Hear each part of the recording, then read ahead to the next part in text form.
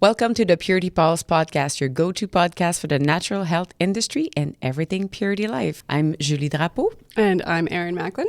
And today we're going to go through our weekly check-ins. We're going to see what's new to Purity Life. And today we have an interview with John Michael and Rose.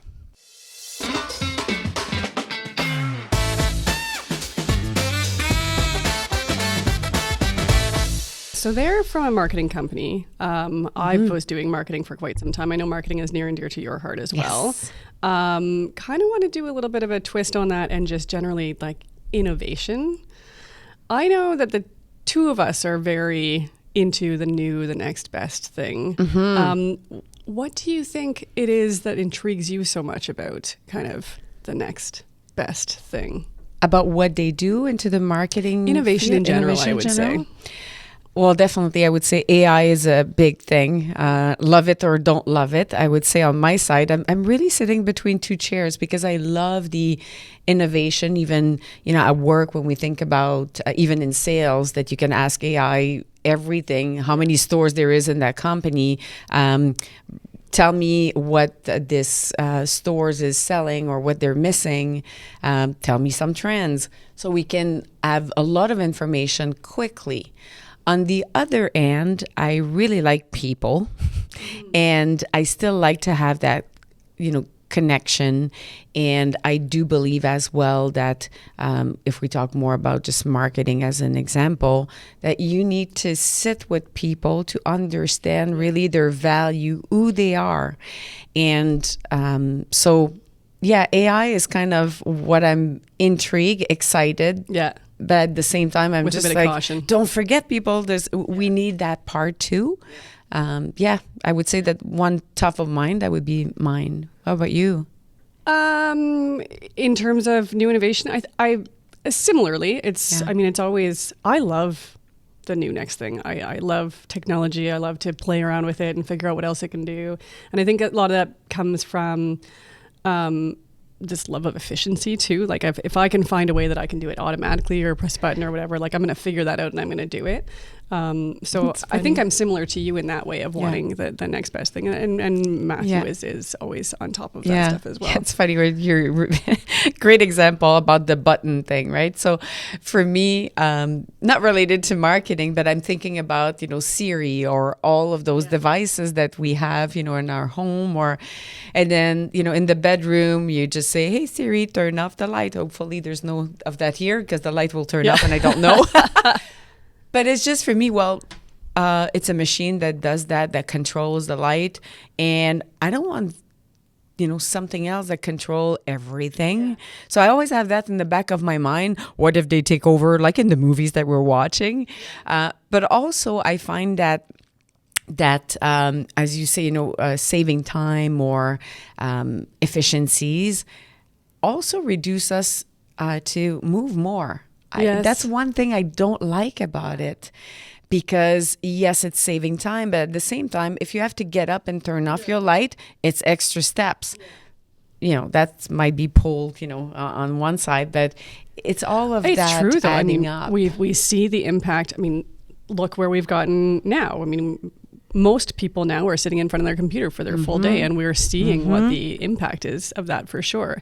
And something as simple as having to get up and close a door or turn a light off or whatever, just those small movements can make a significant difference, even in something as simple as how stiff you are, how much it's circulation, like it's everything. Absolutely. So it's a really good point, actually. The more we automate, what's our loss? What are we losing from that?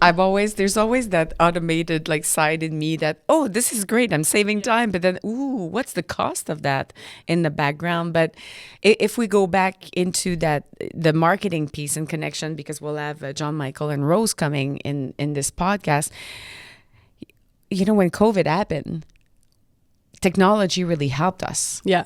Because communication, because you wanted to order something, you could use a barcode, like a QR code.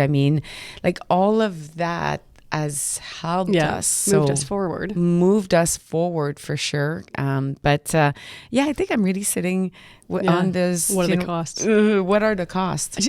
Even AI, you spoke about AI. Just in one of the recent Alive magazines, there's a great article about AI and the environmental costs of AI. Okay, just of the massive amount of computations that need to happen. So now we have so many of these larger computers doing all of these calculations and doing all of this work behind the scenes, and the amount of energy cost and water cost to keep all of these cooled. It's insane. It's something you wouldn't have expected, but it's huge. It actually has a significant environmental impact. So it's, at what cost? There's always a trade-off. So it's kind of figuring out that balance, right? I don't know if you've seen, there's a lot of Instagram videos that you see a lot of robots now that are starting to do things like humans. And it's crazy. And yeah, like when we were in Vegas, I think last year even, we went to a show and you had those AI robot that you could talk to. It's things we were seeing in movies before. Yeah. So again, so it's exciting, anymore. but at the same time, it's like, this isn't it scary. It's exciting and terrifying. Yeah, at the same exactly. time. So that's my piece. And this week's episode is sponsored by Nourish. Hi everyone, I'm Isabelle Riot. I'm the founder of Nourish Cosmetic Natural line. I have a PG nutrition, so I have the power of nutrition for your beauty. Why? Because it's food-based. It's natural, up to 99.9% of natural origin. We have grape, we have honeyberry, we have prebiotic, incredible product, incredible sensation, the perfume, the fragrance. I love it. And everybody love it. So be sure to order your product from your Perky Life rep. All right, so we're going to jump right into it. We have John Michael and Rose from Natural Health Marketing. I'm really interested in how each of you kind of got into this role within the company. John Michael, maybe you can give us a little bit of background as to how you've come into this? Yeah, so I started my career in marketing and fundraising. And in 2020, I had this opportunity to join Natural Health Marketing. Initially, it was really in an operational capacity. Right. 2020, a pivotal year for, I think, the entire world. Yes. The world, yes. But for us, it was an opportunity of growth. Right. Where retailers were really forced in a major way to go digital. And this was, a moment where I could step in and support Rose and her work and really help grow the company from campaign management, copywriting, and really kind of delving into the nitty-gritty operational stuff to make Natural Health Marketing a true success. So it was, just a wonderful happenstance thing that brought me to Natural Health Marketing.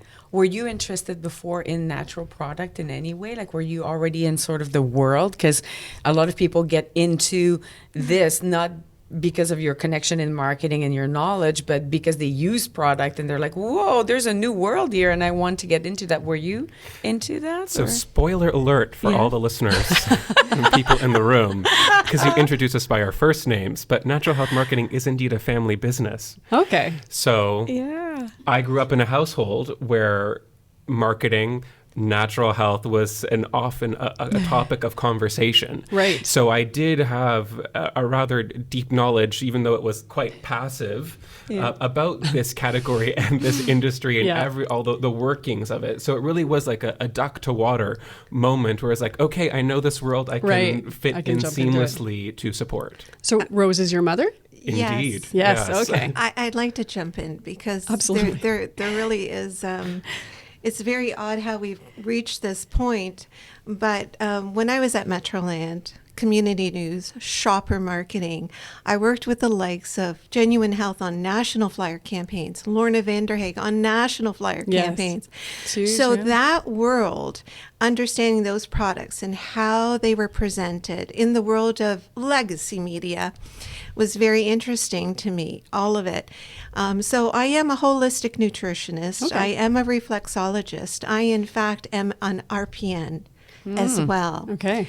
Because I had this big interest. So John Michael was, one of the children that had tofu fingers in his lunch bag at school. So you're born in it. This is a time when Nature's Emporium was a little tiny store next to what now is the huge Nature's Emporium, Yeah. which are all over the place. And Teresa, what a wonderful lady. Yeah. So yes, there is a history of natural health. There is an interest in natural health. There is an interest in overall health, even understanding the medical side as well as the natural side. Right. So there is a passion for this, a passion that has resulted in a shopper marketing digital company to help natural health retailers. So, yeah, to make a long story short, that's spoiler alert information. And John Michael, so you said it's a family company. Is this a company that you founded? Well, natural health marketing, yes. And this occurred 2017 when, the world seemed to be normal. In 2020, the world was no longer normal. Right. Exploded. It was a crazy time. Natural health retailers were allowed to be open and stay open at that time. But how to market was another story. Right. And everything was just going crazy because you had the likes of Natural Factors, now Pure Source. A lot of brands wanted to engage with the retailer to get the information out there, but the only way was through social channels. Yeah. And It's a game many changer. of the stores Absolutely. didn't really have active social channels. No, I agree. So with natural health marketing, can you walk us about like a little bit more in detail of what you're about and what you offer? Because that changed a lot and you brought in new services or services that sort of people kind of knew they needed, but they were not sort of in that time crisis that we absolutely needed. And I think that when even we look back for us, that time that changed a lot of things, and now it just accelerated, and people say, hey, that's a good way to to be online or to market ourselves. We need a website. And it didn't go back because COVID and the world reopened. But how your company did help those people at that point in time and the service that you continue to offer. Like, could you walk us through a little bit of that? Yeah, for sure. At the start of the company, it was more paper-based, creating print flyers for retailers, co-op-based flyers, distributing them with community newspapers that no longer exist in some areas. So more of a print focused. Now they are digital flyers. They are social campaigns with Facebook, Instagram, Google Business, helping them with their website if it is e-commerce or not. And as well, I don't know why it's so overlooked, but Google Business. Make sure you have a Google Business landing page. Very important. So with many of the stores now, and we're working with hundreds of stores, various campaigns, and also with suppliers, once they don't understand until we get in there and work with them, and then they're like, oh my God. So we've started with stores that didn't even have a logo. Right. Now they have a logo, they have Facebook, they have Instagram, they have a solid Google Business listing, they have an e-newsletter subscriber base. Yeah. And these are stores that have gone from 0 to 100. Yeah. And stores that have been able to do this and actually sell their business as a result of it. Right. So they get it. Yeah. Now they get it. You're opening huge doors for I some of these mean, clients, how I'm do you sure. sell a store that has no new audience, Yeah. right? Yeah. Yeah, it's very difficult. And in this day and age, I mean, people are like, they look for information. That's why, the Google is so important, because people are looking for a store or for information. And if they don't exist, then there's nowhere to be found, right? Yeah. So we do campaign wrap-ups for all of our stores to report on, what the successes of the campaign. And you would be surprised the amount of calls to store, directions to store that are generated from Google Business. Right. It is it's like a little secret. If you maintain it, you keep it active, you keep it accurate, it will pay off dividends for you. Right. So if you are getting over 100 directions to your store, these are people that have never been to your store. Yeah. So they want to know where you are. They have intentions to come to your store, shop at your store. Now, once they come through that door, the heavy lifting is with the retailer. Yeah. You know, they have to have a good experience when they get into the store, clearly, and they have to have a reason to come back. So, you know, we can do so much at our end, but they are seeing the new faces. They are seeing the younger audience. Developing a newer base. Yeah, I'll have John Michael share. We just did a blitz with over 24 stores, a new skin line product that's come out. And if you want to share a little bit about that campaign, because we were overwhelmed with our targeting of the campaign, the creative of the campaign, and the results. I mean, we can't share the exact results, and every store is a bit different given their geographic location. But like, if you just want to dive into that, I think it was really illuminating for me, because this is the younger female audience that they're trying to attract, right? And that was for a brand that you did that? For a Okay, brand. perfect. So I think it's a very interesting case study when you look at a supplier who has created very compelling assets, digital assets. There's a very clear offer, and it is of the moment, that is responding to what a millennial or Gen Z desire is around clean products. Where is this coming from? What's the sourcing? How is it actually, what is the ESG of the company? How are they giving back and all of that? So at the base level, this campaign had really strong bones. And as we moved forward with it, we were just like really amazed with the results that came from it. And normally, you know, we'll boost and you'll see certain categories of age demographics are clearly gonna uptick. We see it women 65 plus predominantly, and then sometimes you'll see a spike for men in the 30 to 55 depending on the month of the product. But this was really swinging to a younger demographic, and it really is, you know, a really good lesson on how to create, you know, a strong brand voice, how to create a strong product, a strong campaign, and roll it out successfully to your retailers. And the why, I guess we go back to this for natural health marketing, is we really want to create a win-win-win ecosystem that the suppliers can launch and move new products, the retailers can drive their sales, and then the consumer is the ultimate beneficiary of all this work, is that they get to have an experience of education on a new product, and also the benefit of a sale, which we all love. You mentioned brand voice. Can you talk a little bit more about that, the importance and really what you're speaking to? Yeah, so I think the work around brand voice, from my perspective, is it's actually a mission-driven exercise. And it goes back to, what are you as a brand? What are you as a company? What is your ethos? And what is that most distilled version? And as you roll that forward, you look for things like consistency of voice. Right. What is your tone? What is your style? And once that is kind of level set, you want to set up consistency with it. And that creates a level of trust between you and your consumer, that you're coming back and it's, oh, I know them. It's like you're talking to a friend, like you know exactly, and you start to really develop a sort of brand alliance. And me as a shopper, there are brands that speak to me more than others, and I am a repeat customer of those brands. So I think it's critical work on all levels.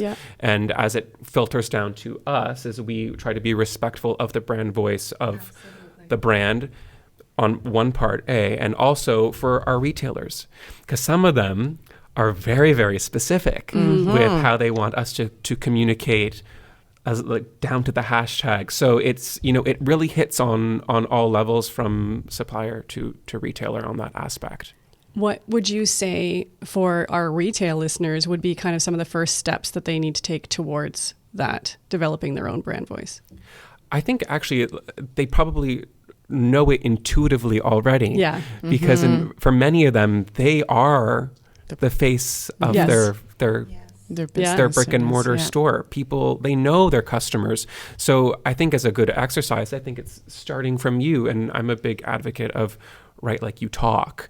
You want to really have people feel like it's just a conversation. You don't want to use a lot of heavy jargon, although sometimes we are hemmed in this vertical, that we are very regimented on how we want to talk about products, but I think it really comes from the retailer first in developing how they want to talk to their constituents. Yeah. And then refining it and a little bit of A/B testing, what works, what doesn't work, and then move forward like that. And it's a cumulative effort, I think, at the end, and then you kind of see the whole sum of it once you are at it for a while. And then that being kind of the first step to developing that relationship with Yes. those customers, right? Yeah. I'm quite blown away. I'm just listening, and it's rare. I would say rare, but I'm really discovering your services and being a distributor that we touch brands and retailers, and Yes.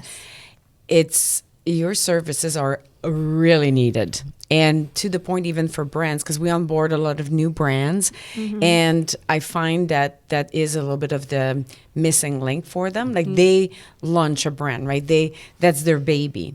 But then from there, how to, build that brand message that is consistent is very difficult. They don't have that experience. And then bringing, talking to the right consumers also. So they're trying different type of message, like they're trying to hit in different ways, and then they're trying to make it work. We're working with you guys. They could sit there and say, here's who we are. Please help us out from there and develop that. So it's not a service. I didn't know you guys. We didn't know you guys that well, and that's why bringing you on here. But then hearing it, what you do, it's quite crucial in this day and age. Absolutely. Do you see a big difference between, if we go back to retailers or stores, the way you do your sitting with them in the meeting and how you bring them to the planning between a smaller and bigger retailers? Like, do you see that the way you do it, your program or what you're doing with them is significantly different, or you see the same kind of needs at that level too? Well, we deal with one location store, 2 locations, Yeah. 5 locations, Yeah. 10 locations. I've been dealing with a store that had 10 locations, a few, lost along the way during COVID and whatnot. But it's with the same care. It's with the same understanding of their stores, of their people, and how they interact and how they want to move forward. But I think after 1 or 2 months that folks work with us, they understand that they're in good hands.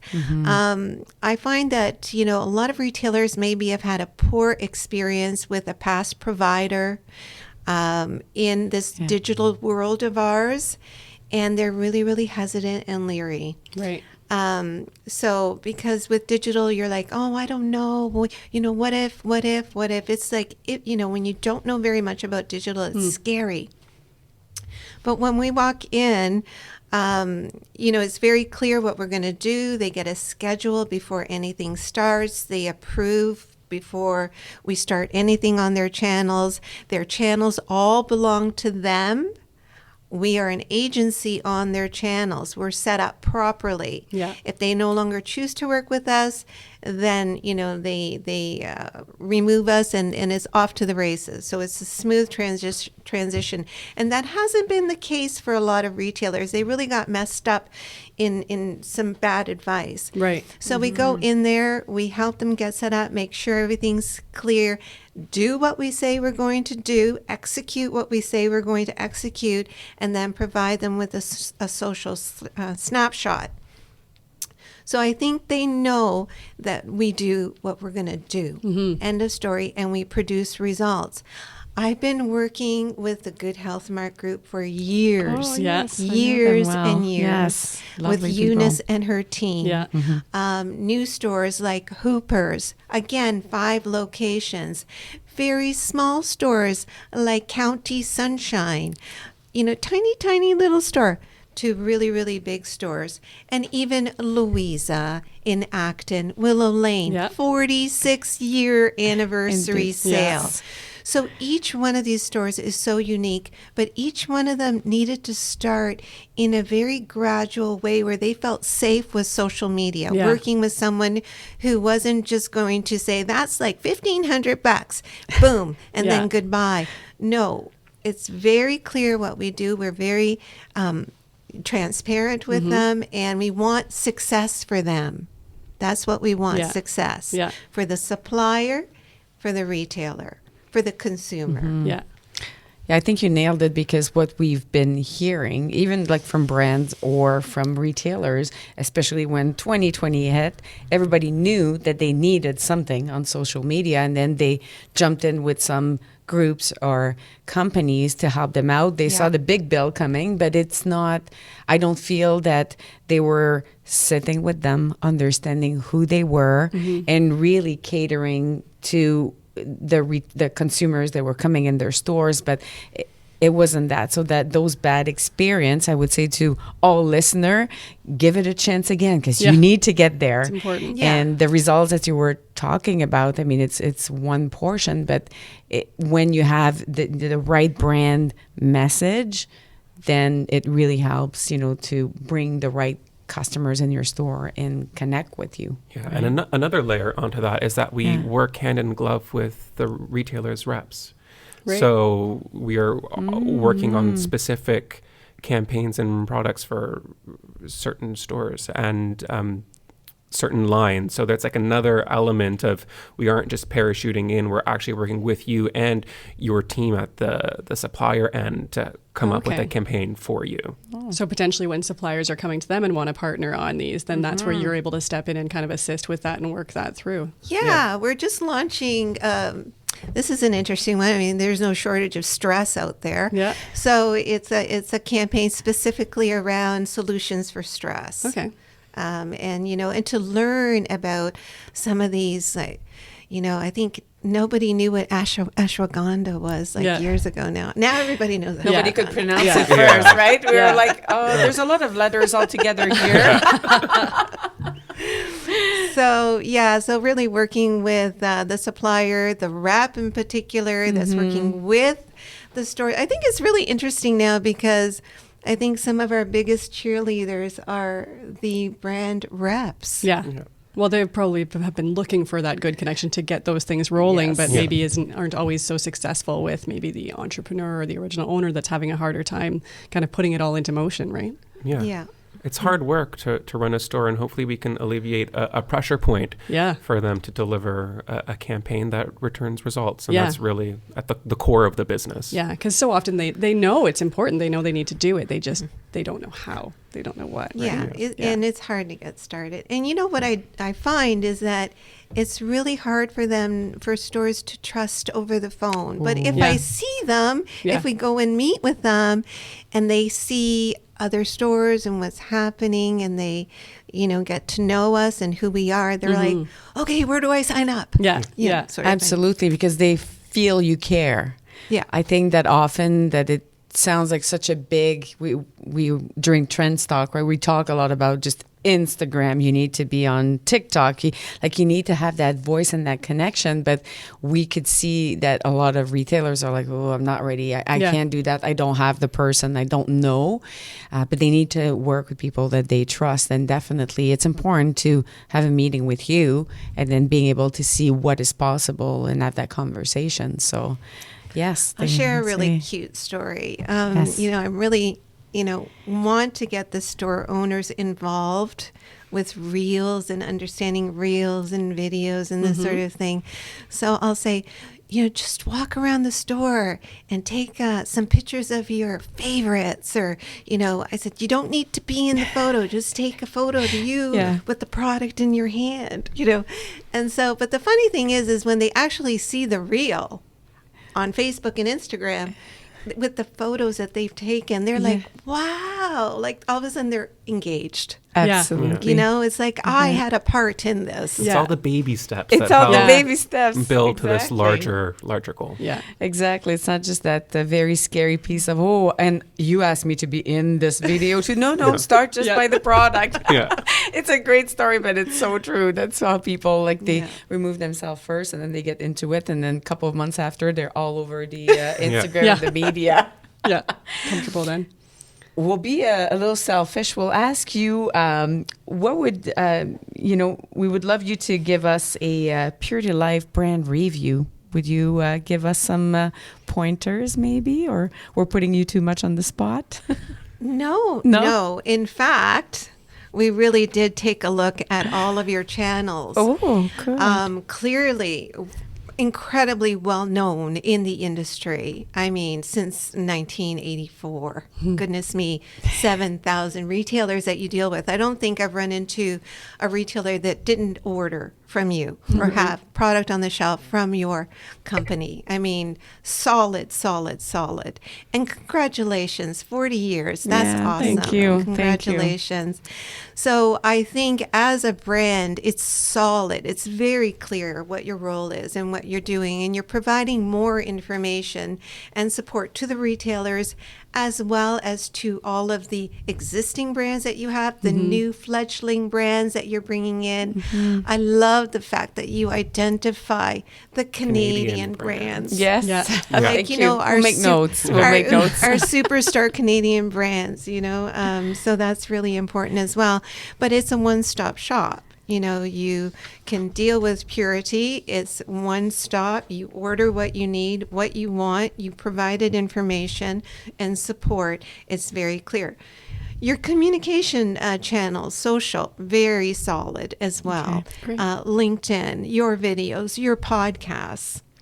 Thank you. So I think you're providing all the information that you can, aside from actually going to each store and then, Yes. doing it yourselves. But you're dealing with 7,000 retailers across the country. Yeah. So there's a lot of products. And there's been such a huge lift in natural health products. It's not just the mainstream natural health stores, but you go into, for example, a Camiso's in Niagara Falls, and they have a rocking health food section Absolutely. there. Like really rocking with knowledgeable people on staff. So you're seeing how it's infused into mainstream retail as well. Yeah. Thank you for that. And I think I'll link it to when you were talking at the beginning that there's a lot also of, there's conventional doors, there's new doors in the industry, and they don't necessarily know how to speak about natural product. They develop that category. So that's why I would say for you, the extra opportunity is with these, health food store doors, but all the other doors that don't know how to, talk about our products. So it's not only for the health food store out there, but all the others as well that need that help. So it's I'm so excited about what you do. It's like that huge discovery for me, and there's lots of you can definitely help a lot of people out there for sure. So Well, we'd like to. It'd be One our at a pleasure. time. Yeah. yes, absolutely, time. absolutely. Well, thanks, John, Michael, and Rose. It was a pleasure having you, and I know that we both learned a lot here. Yes. And I think you've been Homeworks. able to share some great tips for our retailer partners as well, and certainly there's stuff to offer our vendor and broker partners too. So thank you so much. Thank you Yes. for having Great. us. Thank you for having us. Thank you for your time. And it's time for our new to Purity Life. Very exciting. Today we have good protein. So we've been waiting for this one. We were excited about this one. Absolutely. Partly because they have such a strong social media presence. So a lot of people are already familiar with this brand and what it is and what they're giving us. So Yeah, that's one of those brands that came out of being, as you mentioned, very strong online, where usually back in time, in years, we were seeing the opposite, where now a lot of online starter company then wants to enter, the brick and mortar store. Yeah. So that is an excellent example. And they're so strong online. Not to shy away retailers, it's also a very good brand for you to have because the recognition is so... Oh, they've created demand. Exactly, Yeah. absolutely. And I just have a problem to speak right now because I just opened one of the mix, the salted caramel, and it smells so good that my brain is like, stop and take a sip. So we'll do that. So it's a vegetarian protein, vegetable protein blend. This one we have 6 different flavors. We have vanilla milkshake, chocolate fudge, cookies and cream, strawberries and cream, peanut butter, and salted caramel, caramel. which is what's piquing your senses right now. And what is very special about the this brand is they have some MCT oil in it, and you will find. I don't know. Have you tasted it before? No. Okay, great. So it makes it very creamier. Right. Lots of vegan protein. Even the ones that mix well, when you taste it, you still have that still tastes grainy gritty, kind. yeah. Exactly. This one is really smooth.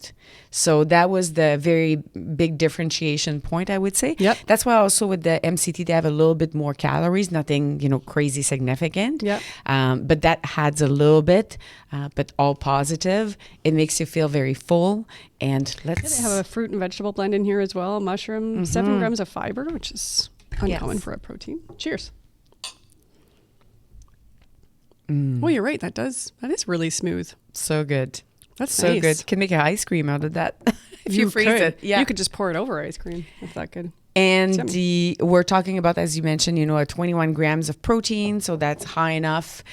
Great for any time of the year. But I would say that during the holiday season, it's fun because you have great flavor that if you want to make sure you hit your protein intake, and also you have like great flavor that could be a fun, even a cocktail that you can make out of that, like on ice or something for those who are not drinking alcohol too.